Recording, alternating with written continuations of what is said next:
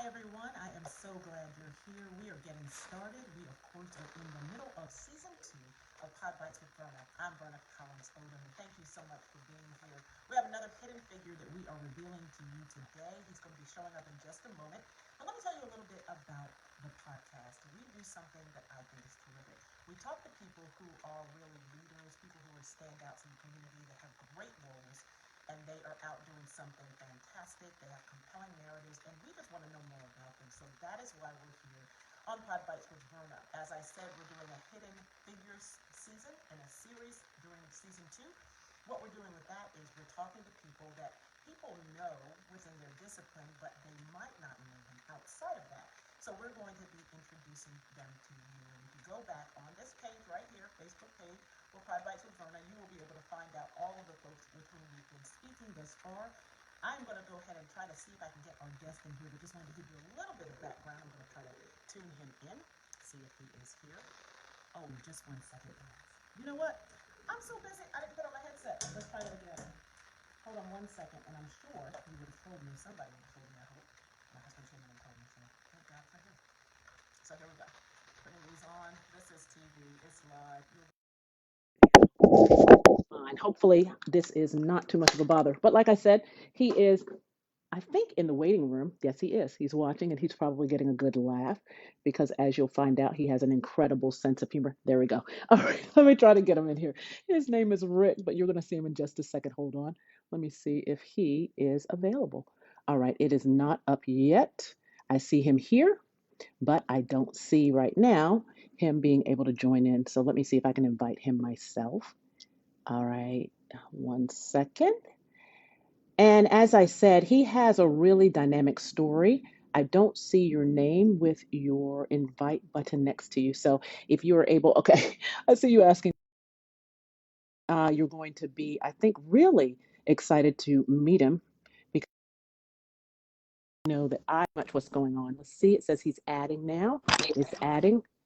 Okay, there you are. Hey, Rick, Hey, how are you? I'm all right. Good. Thank you for being here. I know that we've been trying to set this up for a bit. And people, as you know, this is live. It's not, well, if you're watching, it's taped or recorded. But my point is, we're doing it as is. So, Rick, I didn't even have my headset on, so I didn't even know if you heard that fiasco. So, there you go. So, I just put it on. I said he's probably getting a good laugh at me if he's listening because he has a good sense of humor. And you're going to hear more about that in just a second. But you are taking a look right now at Rick Younger. He's a friend of mine, and I hope he'll be a friend of yours after this interview. How are you, Rick? A lot of pressure. Please be a friend after this. That's right. Gotta be friends. After this, I'm telling you. So I was just telling folks that I invited you on because to me, you're a hidden figure, and we have a lot of folks, and that sounds kind of insulting. People might think, well, I don't want to be hidden. I'm out here, I'm doing my thing. That's not what we mean. I'm just saying that you're doing great things. You're doing a lot within the, I would say, the entertainment realm. We call you the Renaissance man. I know you call yourself that, which we'd love to. We're going to talk about that a bit.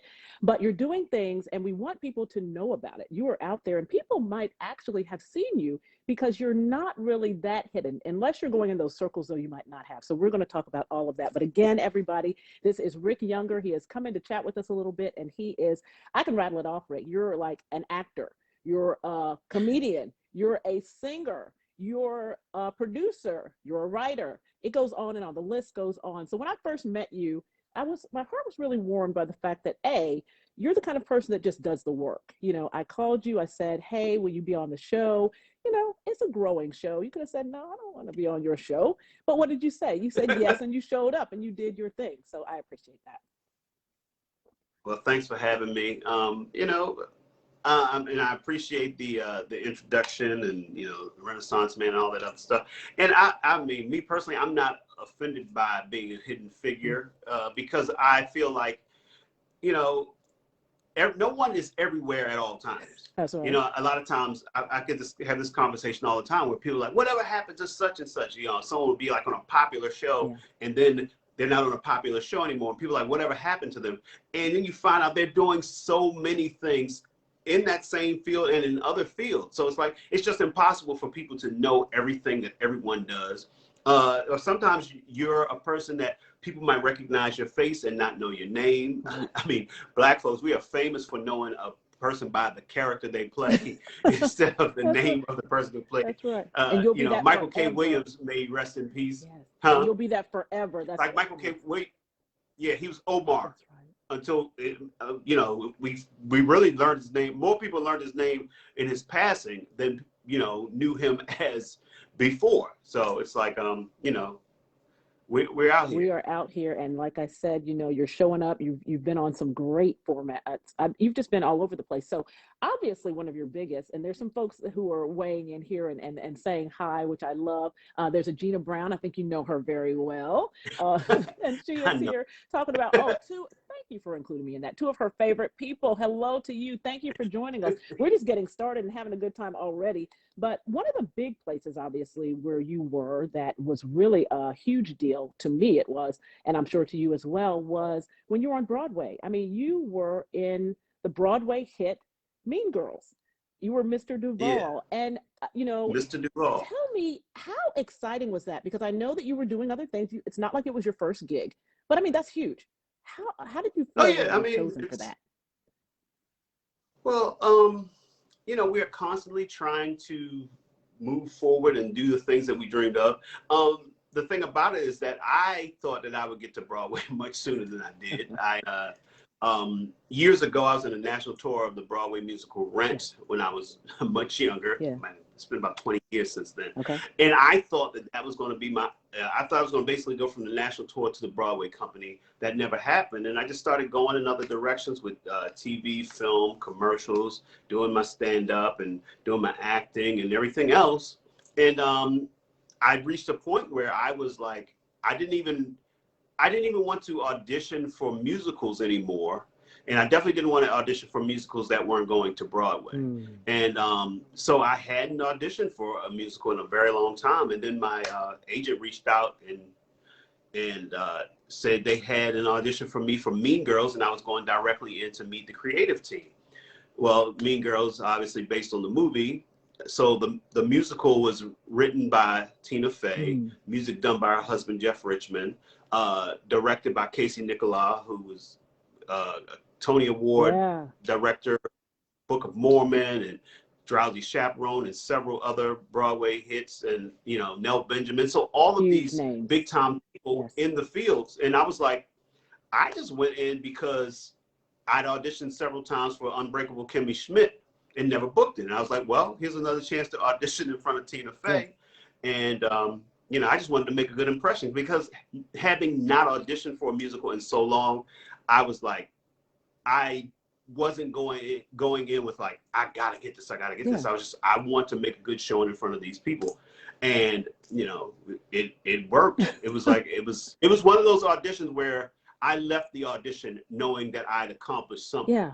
I knew I made an impression. And by the end of the day, I found out that I got the part from Mr. Duval for the developmental lab, which is the first step going towards Broadway. So it's developmental lab, then out of town run, and then Broadway. Okay. So I was like, I was happy. I was excited. Yeah. I did know that Broadway is grueling. So I was like, oh my goodness, let's brace ourselves for this. And it really was an all-encompassing thing for the time that I was in it. Are you doing shows day after? Like, how does it work? Obviously, people have been to Broadway, but Broadway, how does that work? Broadway is 6 days a week. You only have one day off, Monday. And there's 8 shows during that 6-day period. And they if you're a principal, they expect you to be there, and so, that's where I was. So it's like, not a lot of time with my kids, and not a lot of time to do anything but be in New York to be on Broadway. So I was going to say, you were cranking it out, obviously, just kind of really just in there. And, you interesting, because I know that your start, I'm taking you way back now. We talked about 20 years ago. I'm taking you a little further back to college. Your major had nothing to do with performance. Your major was, now I know you wanted to do that. You thought about doing it. We talked about that before, but you majored in what? Tell folks what you majored in. I got my degree in American Studies with minors in Afro-American Studies in radio, television, and film. Okay. My family did not encourage me to go to college to study the arts. Yeah. They didn't, like, in retrospect, they don't realize how by not saying it was okay to pursue the arts, that they were basically discouraging me from it. But, because I said when I was about to go into college, I was interested in possibly studying music or theater. And my mother was like, you already know how to sing. Why would you, get a degree in something and, you already know how to act and sing, Right. And so I took that as oh, no, you cannot go and study that. It wasn't until about a year or two ago, she said, oh, I didn't know that you really wanted to do that. I was like, well, that's why I said it. But, also just coming from a Black family. And, if you are a smart kid growing up in a Black family, there's expectations that you're going to do smart kid stuff. Oh, yeah. So they're expecting you to go to college to become what smart people become. And that's not an entertainer. So I understand, but I mean, of course, it's helped me to have a different outlook as to what I encourage my kids towards. But, so it was just it was an understanding that I could not go to school to study music or theater. Yeah. So I got, so I actually started coming from Baltimore Polytechnic Institute, which is a school that's very big on math and science and engineering. I was pre-engineering, and I was, calculus, chemistry, all that stuff was, but I knew first semester that was not going to be my route. When I was falling asleep in chemistry class and, my GPA was so low, it's like I won't even repeat it out loud. And so I basically just kept going with this idea that I would figure it out. Yeah. And so I changed majors several times, and I finally stumbled upon American Studies after I'd been there long enough where I was like, okay, I need to get out of here. I went to an advisor. What is the quickest way out? And he told me about American Studies because I had already almost completed core requirements in radio, television, and film and Afro-American Studies. But the thing is that once I got into American Studies, it was the perfect major for me because it's, the study of American culture, the reasons behind the history. And I'm like, that is what a comedian is. That's what an artist is. We're basically taking in American culture, taking in the culture that we live in and creating from it. Now you threw out a word I want to bring up. Let me say the comedian part. You went to that eventually. Once you finished school, decided what you were going to do, got out of there, like you said, you then decided you were going to try your hand at comedy. You went to the stage pretty quickly. Talk about that. I actually started before I graduated. It was very close to graduation time, but I had a friend who really wanted to do stand-up comedy because he loved Def Jam. And he was like, I'm going to do open mic. You should come with me. And I thought he just wanted me to support him. He's like, no, man, you make people laugh. You should go too. So I was like, okay, if that's what you need to get you to do it, then I'll go. And I guess in retrospect, I look back on it, it's like I always had these little things that kind of made me think that maybe I could. But I was always like, I'm a singer. When you can sing, you can sing. People hear it. You get the instant response that says, yes, you can sing. I understood that comedy is not like that. It's like you could be funny and have a bad night, or you could be funny and come into a place to perform and something has happened in the restaurant, club, or whatever that makes it so that no matter what you say, you don't get laughs. So it was like, I knew it was hard. So it was kind of like him saying that kind of gave me permission to try it. And I also had this mentality that I know I can sing, and if I bomb doing comedy, I'll just never do that again, and I'll keep going the way I was going. And, I could always say that the comedy gods smiled upon me that night, because when I went on, had a fraternity brother that went on a couple of comedians before me, and he died the death of 1,000 comics. Wow. And so when I went up on stage, the first thing I said was, after seeing what Peanut just did, I figured anybody could be funny. I was just speaking from my heart. I wasn't trying to crack jokes on Peanut, but after it came out of my mouth and people laughed, I was like, oh, I see that sounded like I was dissing Peanut. Hopefully Peanut's not watching. And so then I flashed them. It's like, yo. And so then people laughed because and something in my head said, do those jokes you prepared. And I basically came up with a set on the way to meet my friend to go to the comedy club. And so I did my set, and it was like everything worked. And it was like the guy who ran open mic was like, you can come back next week. Your first time you go, you have to pay $5, but it was all you could eat pizza. So you were there. I was a college student. Yeah, you were there. So to me, I was like, this is $5 all you can eat pizza. It wasn't even about the comedy at that point. But then he said I could come back next week, and I didn't have to pay the $5. So now I got free pizza the next week. So I was there. And having said to myself, if I bomb, I'll never do it again. It was like, that's why it felt so much like this is where I was supposed to be, because I didn't bomb. And then on top of it, I didn't bomb for a while, long enough to realize that this was something I could do. I feel like if, even after not bombing the first time, if I would have bombed the next time or, very early on, it could have gone a totally different way. But I was able to do well starting out long enough to realize that, hey, this is something I can do. So you got that confirmation pretty early. I wanted to mention also to viewers, you've been on Apollo and you've done both. You've done comedy on Apollo and you've done singing. You've sung on Apollo. So you were in there in two fashions. I just wanted to kind of rattle down some of the shows as well. You've been on Law and Order. You've guest starred on there, Criminal Intent, Law and Order Special Victims Unit, Blue Bloods, Girls, a series. You've been on commercials. You also were on the morning show, and I'm trying to think of it right now, where you were a correspondent. Yeah, and you were a recurring correspondent there. So like I said, you're out there, you're doing stuff. How, a lot of people are really excited when we hear about somebody who's doing these kind of things. It's like, maybe I can do it. What do I need to do? Talk to people about how you make these decisions, how you're even approached. I mean, just in general, or you can give me a specific story, but just trying to figure out, how do you find your gigs? And I want to kind of go into another area after we talk about that, but how are you getting these gigs over the years? Oh my. God is my manager. I think that might be the answer. Well, you go in with a game plan. Well, I know I did. Not every. I guess I can't say everybody has a game plan, but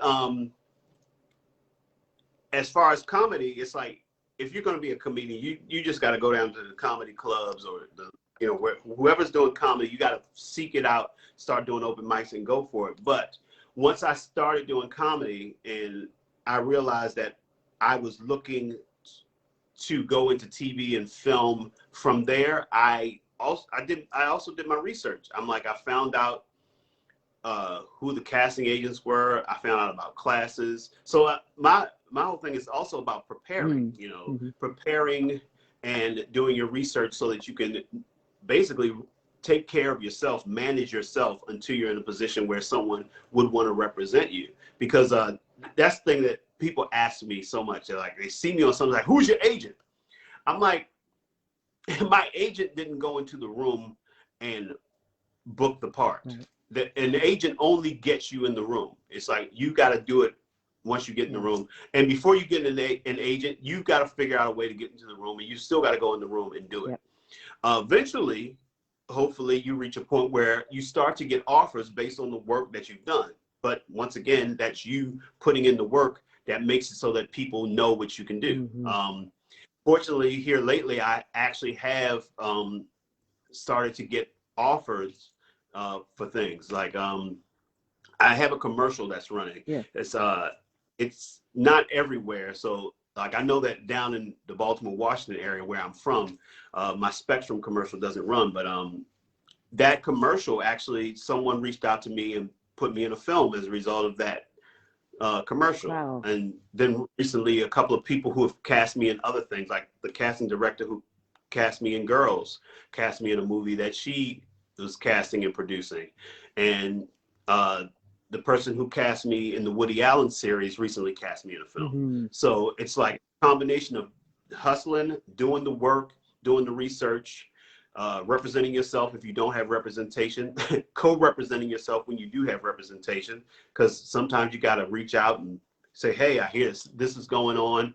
Can you look into that? Or, now what happens is over time, as you rise up, your friends rise up. I have one of my college roommates is a producer and a writer, and he has things going on. Every once in a while, he'll reach out and say, hey, this is happening. You should get your agent to reach out to these people. And, you know, so it's like any other business. It's networking and, you know, doing the work beyond the moment that is the thing that people think is the thing, you know. One question. So like when I'm not on stage, what am I doing? So I was going to say, one question I was going to ask you, and you kind of talked a little bit about this, but you have heard no's before. I talk to everybody who's part of our Hidden Figures about the no, about rejection in whatever industry they're in. And apparently the people that I talk to, especially on this series, have said that you have to figure out your game plan once you get up. The no is, you know, that's rough. Nobody likes a no. When you look back, you're thinking, okay, I came out of that okay. But at the moment of the no, it's not great. Yeah. Tell us how you regroup, how you come out of a no. What is your typical go-to once you get a no? Well, I happen to be in a field where there are a lot of no's. It's like, you know, in baseball, they say if you can hit a ball 30% of the time, then you're doing well. I feel like in acting, the percentage of things you book as opposed in relation to how much you audition is even less than that. Oh. If you book 1 out of 10, that's good. For me, it's like I try to treat, especially if it's something that I am auditioning for, I try to treat the audition as the performance. I'm like, I may never get a chance to do this material again, so I'm going to treat this audition as the performance. So I try to make sure that I don't hold back.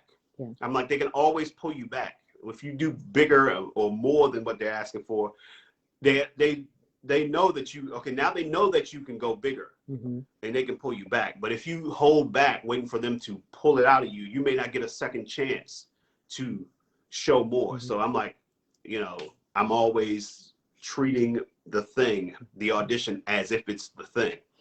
And it's like, you also have to let it go as soon as it's over. It's like, or not as soon, you can hang with it for a little while, but don't carry it for too much longer than after it's done. Like, I just had an audition on Friday that I left it, and, you know, Gina Brown, who's watching, can tell you, I was like, you know, I talked with her about it, and I was like, you know, I'm going to get over this soon, but before that, let me tell you how I feel about this, that, and the other thing. Now, I don't know. They could call me tomorrow and say that they like me. I just know that I felt like I didn't do well, or I felt like I didn't get an opportunity to show all that I could do because you're in and you're out. But, you know, who knows? But it's like, what you have to do in those situations is go ahead, be in it for a minute and feel what you feel, but just, you know, you can't carry it with you and keep it on you and taking it to the next place and to the next part of your life. And, you know, so you just got to enjoy the moments too.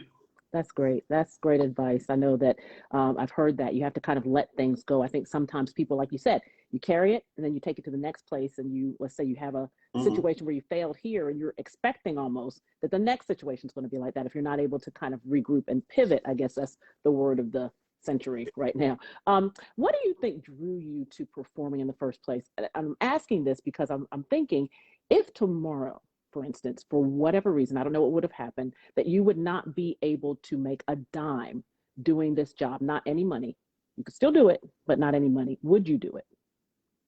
Yeah. It's like, the question is, would I do anything to make a dime if I couldn't make a dime doing what I do? It's like, you know, I wouldn't call myself lazy because I work hard at what I do, but I cannot work hard at things that I'm not passionate about. I have a long list of jobs that ended because either I just decided I'm not going in there anymore, or I burnt that bridge, you know. Like, I'm the guy who, like, if everybody's complaining about something at work, something's going to happen that's going to make me have to be the guy that says to the boss what everybody else is saying behind the door and won't speak up. And on my way out, I was like, hey, and I'm not the only one who feels this way, but you know, I get it, but I don't care enough to stick around. So Yeah, I would continue to do this even if I wasn't making any money. The biggest question would be, would I be without any form of income because I couldn't find anything else to do that inspired me? I don't know. Maybe I do something. Like, I mean, it's hard to say what I would do if I wasn't doing this. I know that I come from a family of educators. I know I could get a job doing some teaching or some substituting or whatever because of that. But I don't want to get up that early to spend time with other people's kids. You know, it's like, I'm like, I have a hard time with my kids. It's like waking me up at the crack of dawn. Like, y'all better be glad I love y'all. So it's like, maybe I can teach night school. I can't do the morning. Not early. So it's the passion then. Yeah. You have the passion and you would do this regardless. You're saying you probably try to, you're creative. You'd figure out a way to make it work and make it profitable, I would imagine.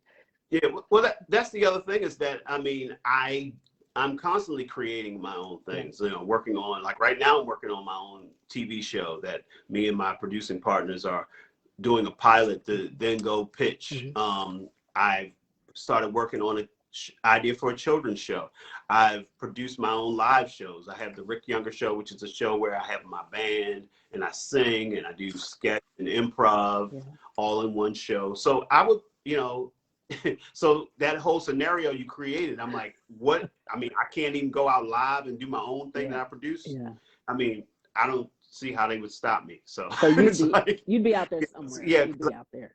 Yeah, I'm constantly working on myself and my things in between auditioning for other people's things. Okay. All right. I wanted to ask you, have you ever had lean years? I asked you what if you could not make money? Because everybody talks about, I used to live in my car. I used to, which, I'm like, wow, that is amazing. So you've had lean years. Tell us about the leanest time.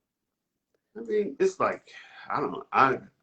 That's the other thing. The same thing that makes you able to move on from the bad auditions is the things that make you not remember the specifics of the lean years. Okay. I mean, I do remember like my car breaking down and having to sell it because even though the repairs weren't that much, it just was like unfathomable that I would have enough money to get it fixed because meanwhile falling behind in everything else. And like when I first started coming to New York, sleeping on people's couches and doing what I call the sleep diet, where you sleep and take naps so you don't realize how hungry you are. Okay. So it's like I would take like a nap during the day so I could skip lunch, and then I would like maybe go to the Chinese joint and get the 4 wings and fries, or 4 wings and rice, because rice lasts better. If you get if you try to eat half the fries, come back and eat half, it's not gonna taste good. But rice, you reheat it. So I would do 2 wings and half of the rice for one meal, 2 wings and the other half of the rice for another meal. Then if I was performing at a club, I would figure out if I could get fed at the club, so things like that. Can you laugh now when you look back? Maybe not laugh, but can you is that in an okay place now? Not laugh, because obviously somebody not being able to eat is a problem. Yeah, like I said, I have to, I'm driven by my passions. And it's like, even then when I was trying to figure out how to make things happen, it's like, in retrospect, I'm like, it made no sense how it was able to work out. But it's like, but that's who I am. I'm like, I never during that time that I think, all right, I need to go get a 9 to 5. Okay. I was like, I need to keep figuring out how to make money doing what I do. So I came up with things, like between comedy gigs, getting booked by people. Then I would hook up with a comedy club and they would give me free tickets to give out. I'd pay for the room, and then I would get paid when I did my shows because by having people there. So it was like I just came up with ways and figure out how to make money, and so I just kept pushing. And then the other thing I did was I found out about these bands that do weddings and stuff for rich people. And so like all during the week, I might be working and doing stand-up comedy for little to nothing. But on the weekend, I put on my suit and go sing at somebody's wedding reception. And I do like 2 or 3 gigs like that over the weekend. And that would carry me, from week to week. And you also talked to me So, about royalties. So I thought that was interesting. Obviously, you have commercials out there, projects that are out there. So now, when times are maybe not as fluid as you'd like them to be, you're still able to manage well. And yeah, I have a comedy album. I have a couple of comedy albums, so that monthly there's royalties that come from radio airplay on my comedy albums, and anything that you've done as far as TV, film, commercials, there's always residuals on those. So, I mean, the game that I play is when the residual check comes, try to figure out which one of these checks is going to actually be something, or which one's like, you pick up one and say, oh, 13 cents. Okay, they could have saved the stamp on it. But then every once in a while, you're like, oh, look at this one, $100. Okay. Look at you, glory. It's like, so it's like, just balancing it between what's happening right now and what money is coming in from stuff I've already done. Yeah. So, what I always encourage people, hey, please go listen to my comedy albums. Please go stream them.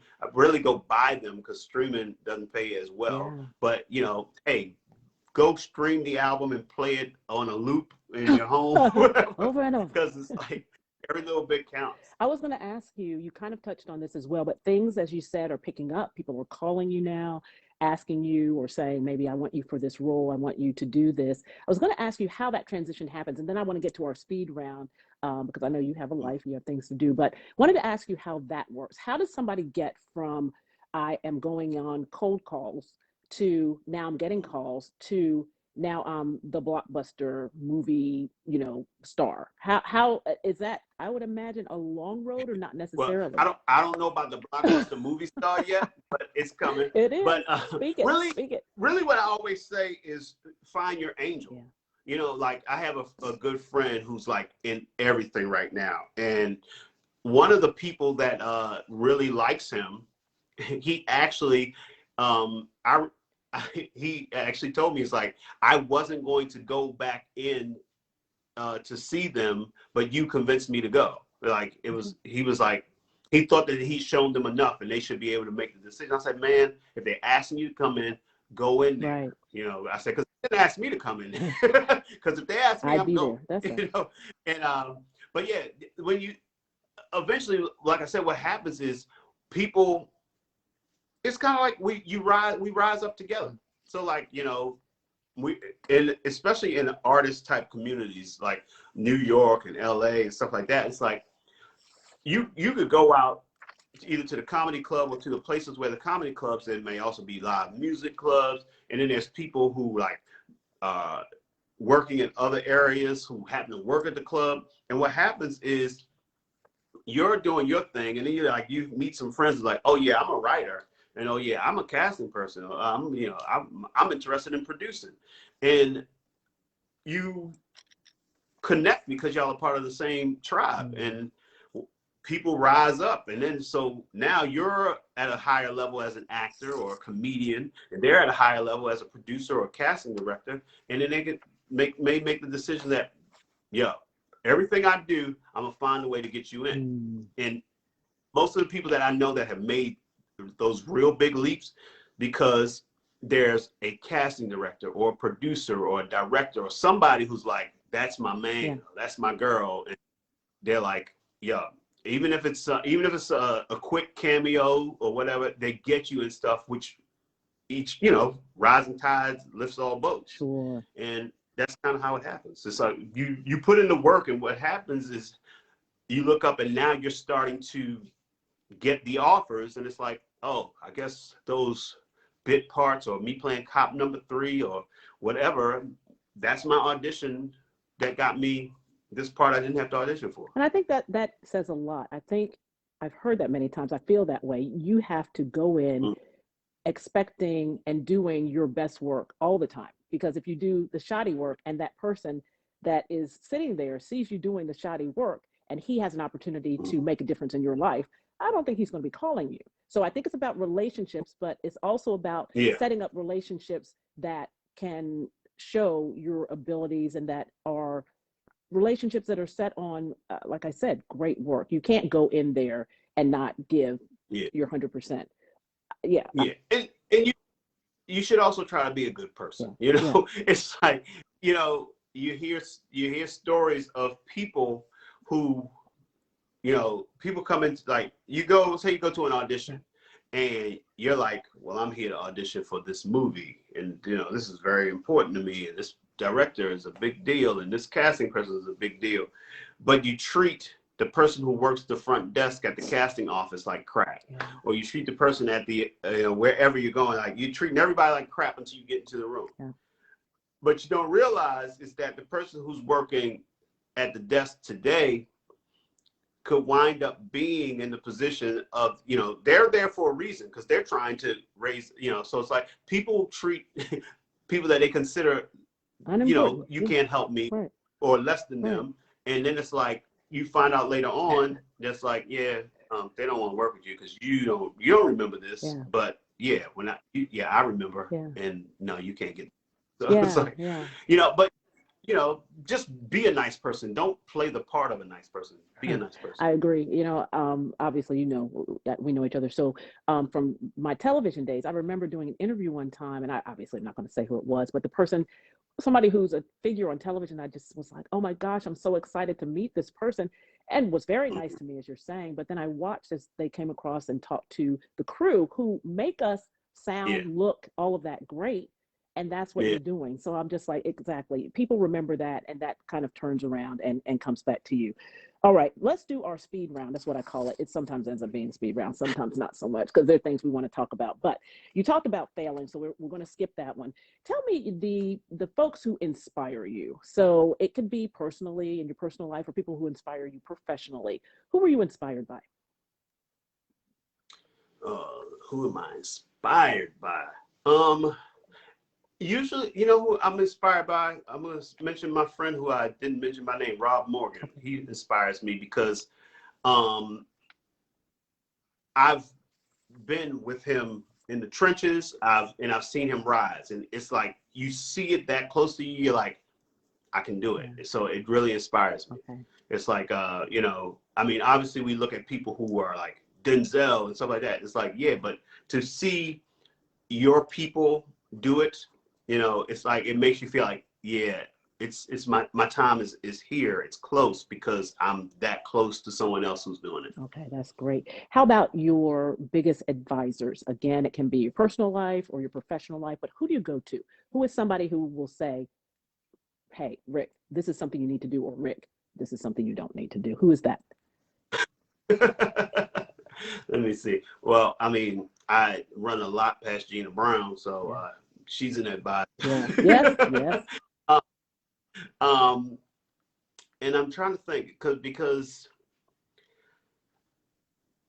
I can't think of like anyone else that I do have that much of a conversation about everything that I do. Okay. Now, there's also a fraternity brother who years ago, I always remind him, it's like, you said some things to me that have really pushed me and kept me going. When I was graduating from college, and the big question was whether I should go for this career or not. And he was like, you should go for it. He's like, all the competition is for the 5-figure incomes. He's like, it's not a lot of competition for the 6 and 7-figure incomes. It's just not a lot of people who are willing to do what they have to do to reach those levels. Mm-hmm. And I was like, I took that and I was like, yeah, I'm going to be the person that keeps going. Okay. So he's like my all-time advisor. Okay, that's great. I just wanted to let people know that you keep mentioning Gina Brown. Obviously, I know Gina Nicole Brown, and she is somebody who was actually on last season. So if you want to find out about Gina, she was somebody who's kind of changed career paths and just doing great things. She is a performer, so a performance artist. So you could take a look at Podbites with Verna and take a look at her story as well. But that's somebody who you're very close to, we'll just say it that way. Somebody who you, like you said, is your advisor. I love that. Do you feel like you're achieving success, as we just talked about, obviously. And as you have looked for success, or as you've worked for success, do you feel like there are things that you have missed out on? So first of all, let's talk about in life. What do you see as being successful? And then do you think there are things that you had to put on the back burner, or that you have not been able to do, sacrifices that you've made looking for this success?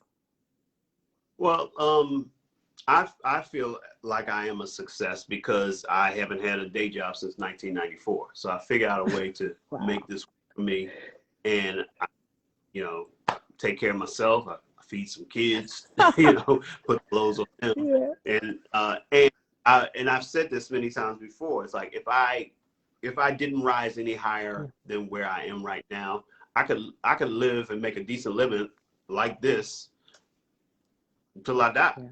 Obviously, I have higher aspirations, but I feel like I have been successful.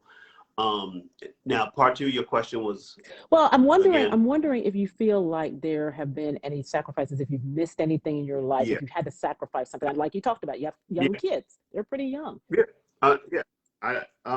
I for a long time missed out on the things that people get to do with their friends. Okay. Um, like my college buddies, like when we were in our 20s, and they're like, yeah, we're going down to New Orleans for Essence, and I'm like, just afraid to not be available for gigs. Right. Also, not having enough money to feel comfortable doing that. So over the years, there have been a lot of things that, like, when they do like guy things or, trips and things like that, I haven't done a lot of traveling outside of entertainment. Okay. Fortunately, entertainment takes me to a lot of places, but Sorry. I now am trying to have more of a balance where I do life stuff. Yeah. But I've definitely made that sacrifice in the past. Okay. I also ask folks, what keeps you up at night? So first, what inspires you? What gets you up in the morning, gets you excited, invigorated? What just gets you going? And then on the flip side of that, what keeps you up at night? So the keeping up at night is something that concerns you, something that would be like, oh, I just can't put that to sleep. I don't know. A lot of people who are comedians I know have things, social issues that they want to talk about and they're focused on. So I'm wondering, again, what wakes you up and gets you motivated, and what keeps you up at night, concerned you can't put it to bed? Well, I recently found out by way of my therapist that my anxiety keeps me up at night. I didn't even notice what I had. Oh, God. I described it to her, and she was like, "Oh, that's anxiety." I said, "Oh, I just thought that was being Black in America." And so, so the general Black trauma things keep me awake. Okay. Just being concerned of, like, will my children be safe out in the streets? Yeah. I always have that whole thing. Is there something I'm forgetting? Okay. And it usually always comes back to being Black in America. You're like, it comes back Just to that point. it's like, like this week I thought I lost my wallet, and I was like, I was thinking about if I got pulled over while I'm waiting for my new license to arrive. They give you a little paper interim thing, but it's like, a Black guy with a piece of paper that says, "Hey, my license is on the way," with a passport, still could get hurt. It's like I could get dragged out of the car before they finally stop beating me to find out that I have what I needed. So, yeah, those are the types of things that keep me up. Okay. And then, and that's a lot of people, have said those sorts of things. Tell me about what gets you up, what invigorates you, what gets you going. Well, realizing that the cops did not come into the house in the night and beat me like I was afraid of. That's what gets you up in the morning. Usually what gets my kids, because they wake up so early, and then I got to get them places. But they also are my inspiration, because I'm like my daughter, who is 4, my son, he's not impressed. It's like I got pictures of him as a baby, like I'm on TV and he's up against the screen trying to figure out how Daddy got into the box. In the box, that's it. But and he's gone with me to like the Today Show and stuff like that. but it's like, he's like, whatever. My daughter though, she is so impressed. It's Oh, yes. like, so I'm like, I'm like, so that really motivates you when you like you on both ends. Yes. Like, okay, I'm gonna impress him one of these days. And for her, I'm like, look at this, look at Yeah. what Daddy's doing. Yeah. So they really, get me up, get me going. That's awesome. Okay, your best advice that you have gotten in your life. Probably that there's not a lot of competition for 6 and 7 figure incomes. It's just not a lot of people who are willing to do what it takes. Okay. And how about advice that you give? If you were giving somebody advice, and you kind of have done it through the show, but let's kind of nutshell it. If you were able to give people advice on how to either do what you're doing or kind of how to live their best life, live their passion, get out, because it sounds like many times you're stepping into spaces that I don't think you're uncomfortable. That's not the right word, but just spaces that you're like, I'm willing to try this thing. I'm going to try something new. Yeah. Give the advice. What kind of It's advice? like, right, I never know how things are going to work out. You get into things and you hope it's a success or whatever. But I'm like, life to me is about doing things that bring you joy, and large amounts of money and all these other things that you think will bring you joy, they don't. And it's like, it's been said a million times because it's true. And so you just have to seek the things that bring you joy. And I mean, very few of us have ever found out the hard way that it doesn't work out. We usually almost always find out that it does work out. Okay. If you try. If you talk yourself out of it before you get a chance, or you don't ever try, then yeah, it's easy. Like I always hear people like, yeah, I was going to do that, but yeah, I got kids. I'm like, I do that because I got kids. Okay. I wanted them to see that, hey, Daddy doesn't just talk the talk about you got to do what makes you happy. He's doing what makes him happy, and he's feeding us. Wow. So Great life lesson. Great life lesson. Yeah. So I wanted to let folks know in just a second, I'm going to let you kind of run down your list of where people can find you, what you're doing, because we want people to be able to obviously access you. But I wanted to give people a couple of walkaways. We used to call these bites to go. I'm reinventing them today, and we're going to talk about some bites to go that you gave. Okay. You said you treat every audition like it is the real thing. That was one of your statements. You also said, go big, don't hold back. You said, let it go and follow your passion. You also talked about how we rise together. And you said that people are working together and you have to bring one another along with you because of relationships that you form. And what you just said, life is about what brings you joy. And so that's where you find your success. I really appreciate it. And like I said, I want you to let people know where they can find you. And guys, you need to get a pencil out because he's a little bit of everywhere. Go ahead, Rick. Well, my name is Rick Younger, and you can find me at Rick Younger on Twitter, Instagram, Haps TV, youtube.com/Rick Younger, youtube.com/The Rick Younger Show, facebook.com/Rick Younger page, or Google me. I'm the first 6 to 12 pages of Rick. That's awesome. So they can get the nutshell there. So guys, like you said, Google, like you just said, Google Rick Younger, and you can find out all the stuff that he's doing. You have a movie that you're shooting. I know that's going on a film. Just shot a movie called Love Reconsidered. Okay. And yeah. Okay, so you're out there, and Gina had told me to get you to sing at some point. I'm just looking to the side. I didn't ask you ahead of time. You want to roll a little something, or you able?